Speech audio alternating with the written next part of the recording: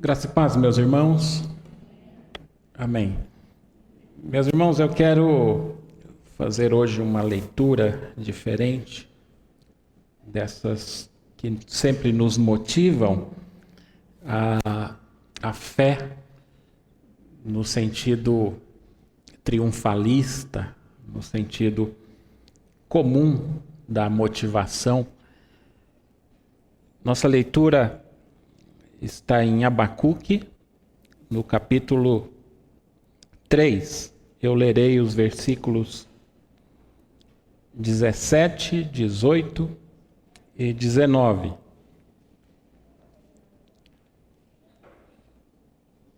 Mesmo não florescendo a figueira e não havendo uvas nas videiras, mesmo falhando a safra de azeitonas, não havendo produção de alimento nas lavouras, nem ovelhas no curral, nem bois nos estábulos, ainda assim eu exultarei no Senhor e me alegrarei no Deus da minha salvação.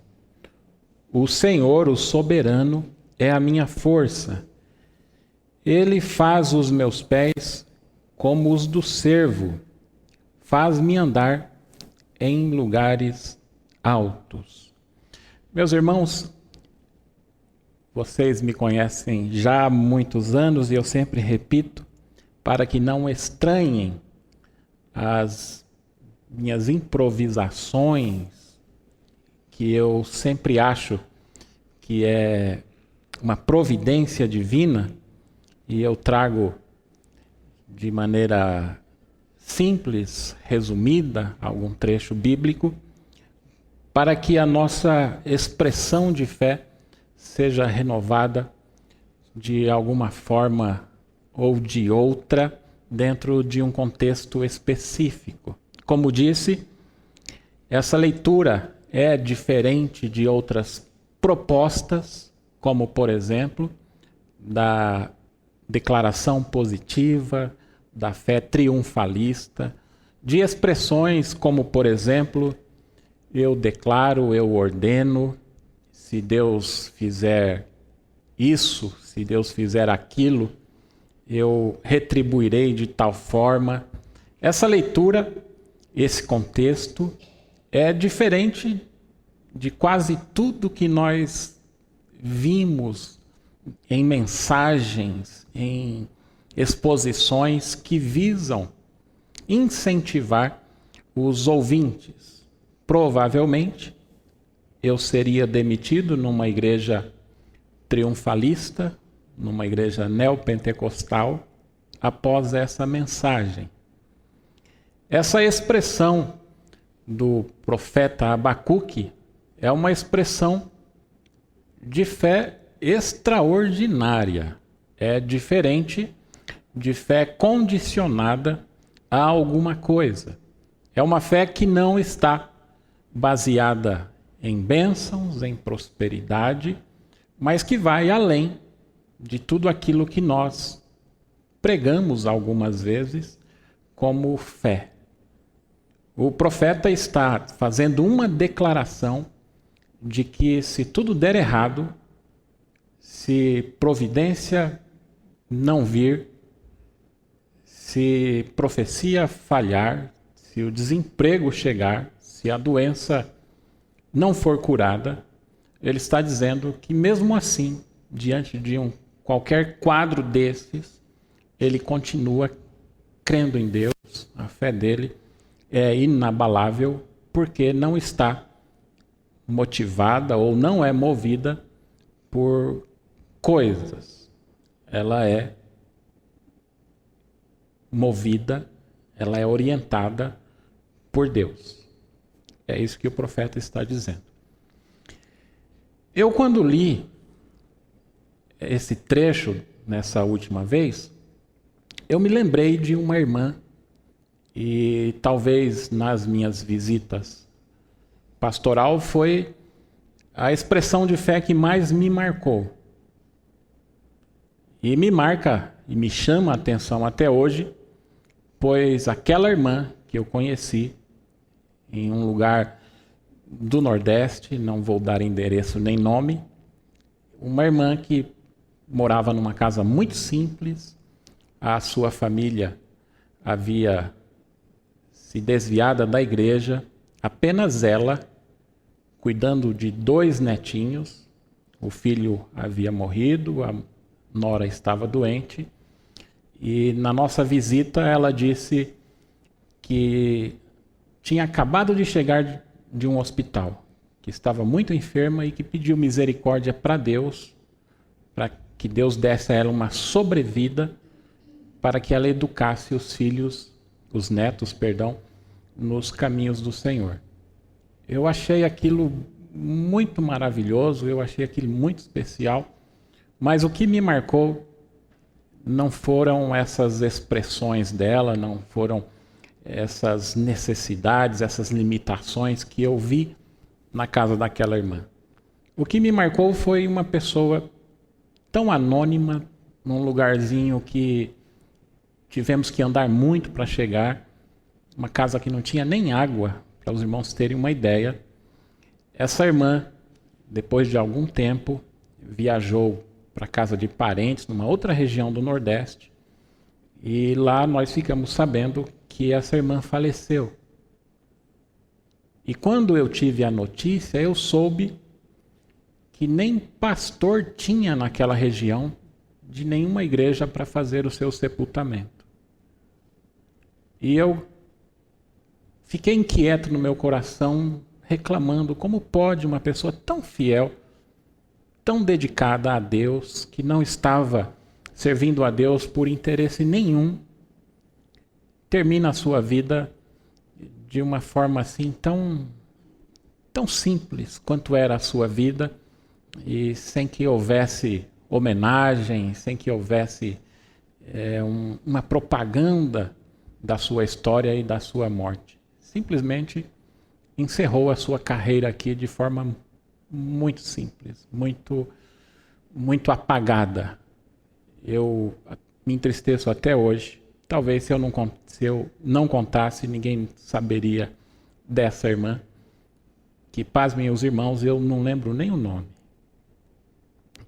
E aí, quando eu olho esse trecho, eu me lembro de pessoas assim, eu me lembro de situações assim de sofrimento, em que algumas vezes nós, os que servimos a Deus, questionamos o silêncio de Deus, questionamos o porquê daquelas coisas, ou porquê uma pessoa vive ou termina a sua vida assim, como nós encontramos no livro do profeta Abacuque. Porque essa expressão de Abacuque, o ainda que, é o finalzinho do seu livro. É, na verdade, uma oração cantada.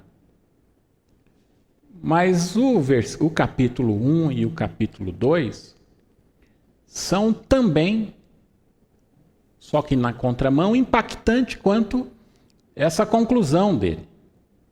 Porque o contexto é um contexto de injustiça, é um contexto de pecado, é alguém que na sua geração vê o mal se alastrando, vê justiça aumentando ao seu entorno, e ele tem, além de tudo isso, de Deus, uma mensagem que o mal será punido, porque Deus permitirá que os inimigos castiguem o seu povo.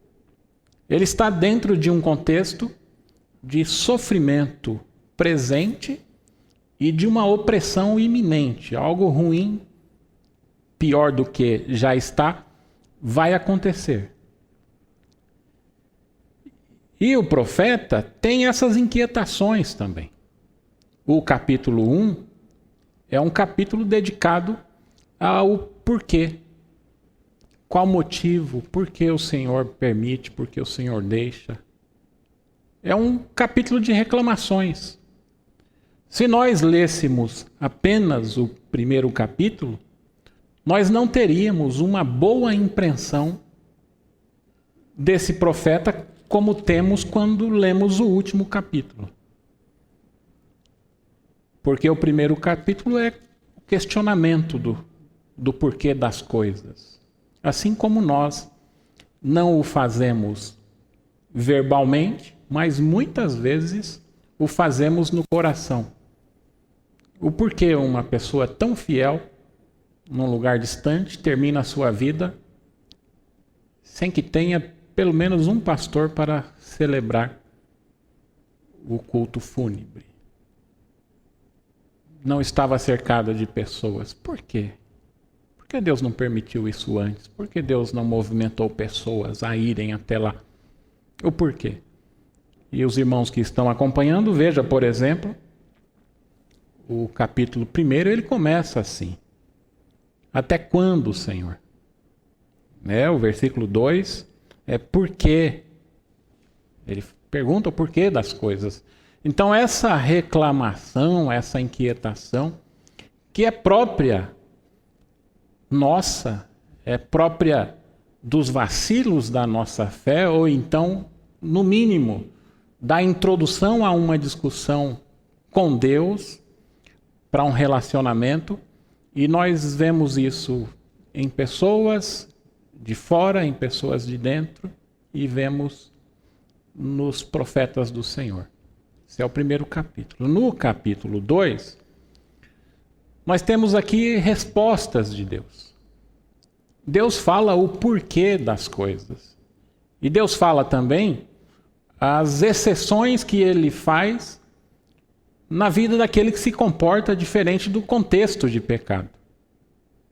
Ou seja, Deus não ficou em silêncio diante das inquietações do profeta, mas respondeu de forma precisa, de forma adequada, a ponto do profeta reconhecer nas expressões de Deus a sua soberania.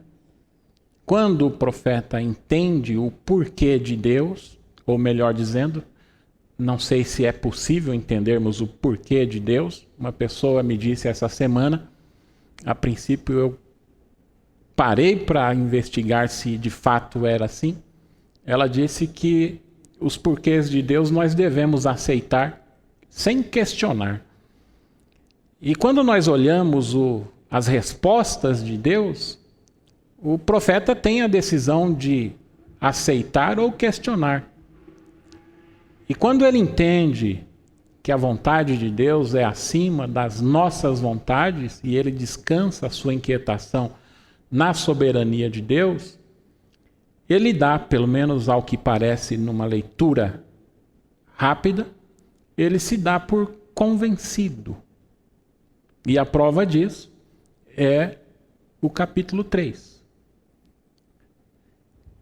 E as respostas de Deus, meus irmãos, no capítulo 2, não é algo que acontece de improviso, não é algo que ele percebe mesmo sem querer. Nos diz o capítulo 2 que ele toma uma posição, que ele toma uma postura para entender os porquês das coisas e para entender o que Deus está por fazer por ele ou através dele ou na sua própria vida. Ele diz assim: ficarei no meu posto de sentinela e tomarei posição sobre a muralha. Aguardarei para ver o que o Senhor me dirá e que resposta terei à minha queixa. Veja, ele tem respostas de Deus, mas não são respostas que acontecem por acaso. Ele pergunta, ele espera para ouvir. Em comunicação isso é muito importante. Eu já disse aqui de algumas pessoas difíceis que falam, quando chega na hora de ouvir, elas vão embora.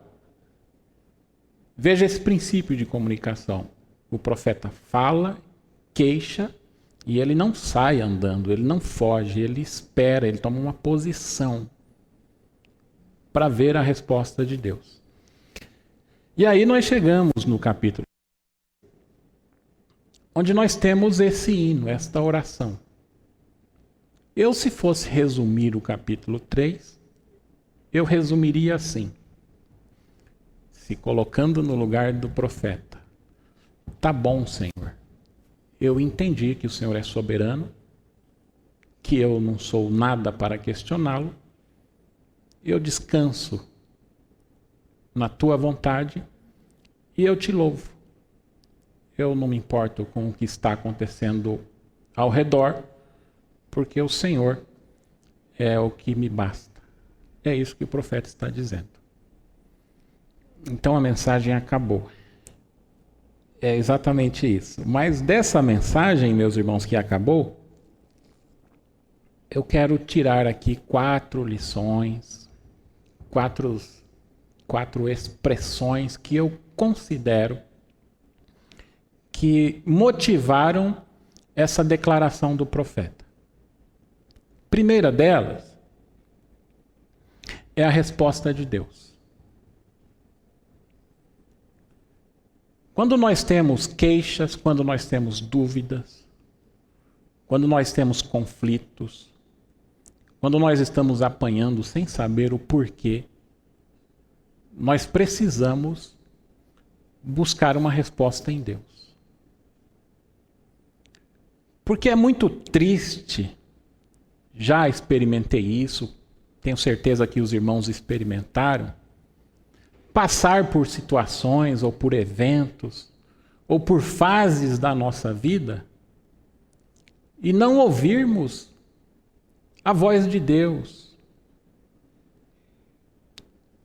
não ouvirmos a sua orientação ou, no mínimo, Deus dizendo: você está passando por esse vale, mas eu estou com você.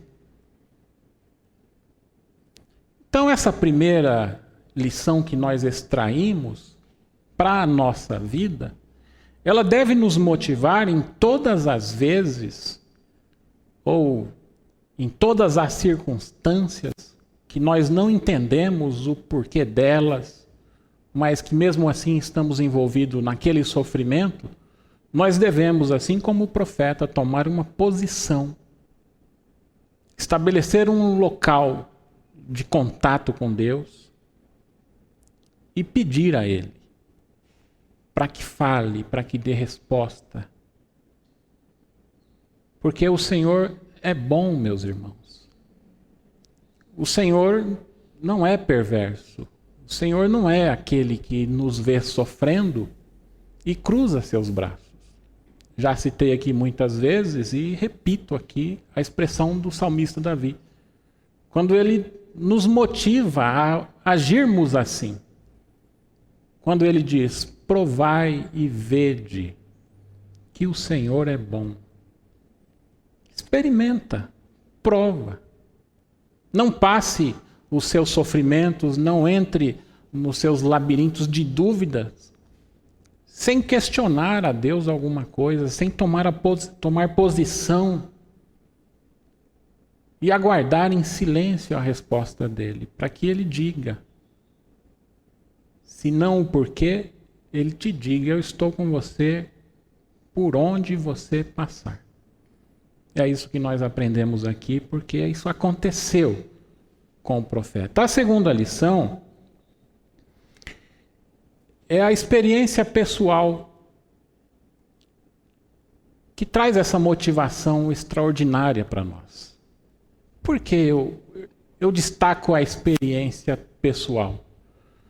Porque nós somos coletivos. Nós estamos dentro de um contexto de grupo.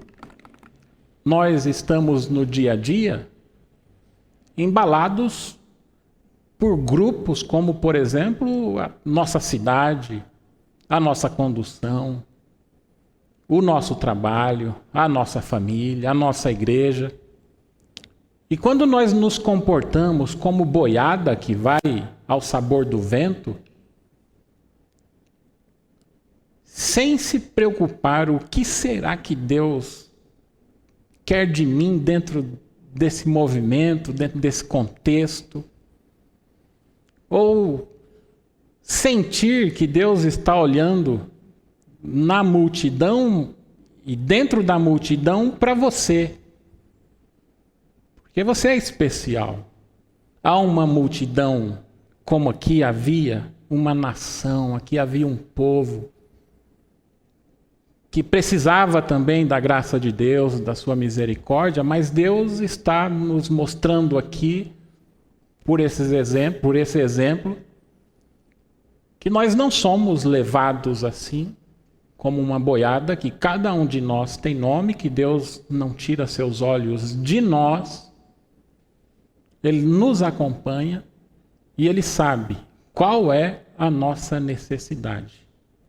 Ele não sabe apenas a necessidade do coletivo. Eu sei que Deus sabe o que a nossa igreja precisa.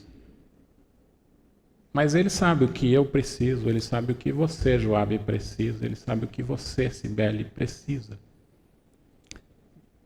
Então a motivação que nós tiramos nessa leitura, a expressão de fé que leva uma pessoa a cantar assim, é por causa da sua experiência com Deus. É o que nós propomos. Tenha experiência com Deus. Prove. Você não é um estranho para Deus. Você não é sujo, pois nos olhos de Deus existe o sangue de Jesus ao te ver. Você é especial. Prove que Ele vai te responder. Terceira expressão que nos motiva a cantar como Abacuque cantou é ver em Deus a suficiência para a nossa existência. É ter em Deus essa fé, como eu estou dizendo, que é uma fé que nos leva para além de uma fé comum que está baseada no me deu, no me proveu, no que eu tenho. É uma fé diferente, que não está ligada a essas coisas. Ela nos faz ver em Deus a nossa suficiência, a ponto de olharmos para o lado e falarmos como o salmista disse no Salmo 23. Se nós lermos, pensando um pouco no Salmo 23, ele diz assim: o Senhor é o meu pastor, de nada terei falta. Ou seja, Ele é suficiente. O que eu preciso mais se eu tenho Ele? Ou como diz Asaf no Salmo 73. Quem eu tenho no céu além de ti? Não tem ninguém, ele só tem Deus no céu. E aí nessa versão ele diz: e na terra eu só quero estar junto a ti.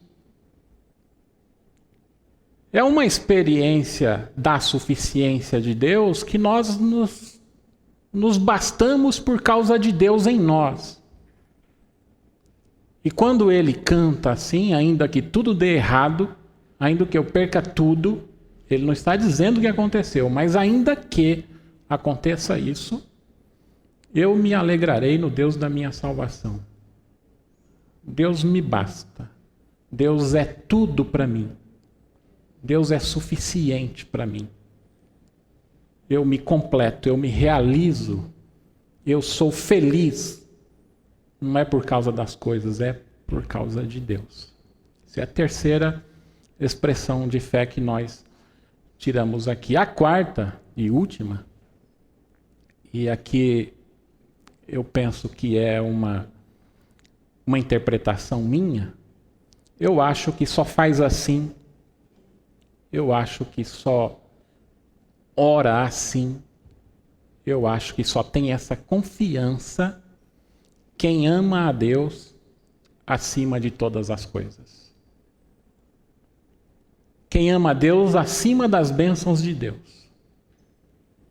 Quem ama a Deus acima dos objetos que tem, da família que tem, das circunstâncias que vive.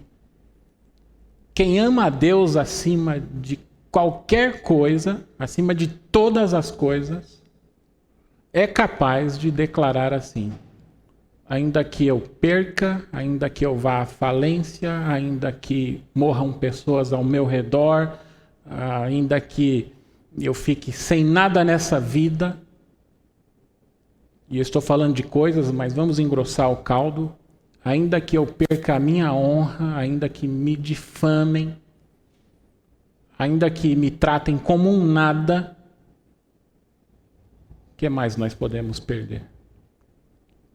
Quando nós olhamos aqui, se nós amarmos a Deus acima de qualquer coisa, qualquer circunstância, é muito fácil dizer isso, porque que outro bem nós teremos além do nosso Deus?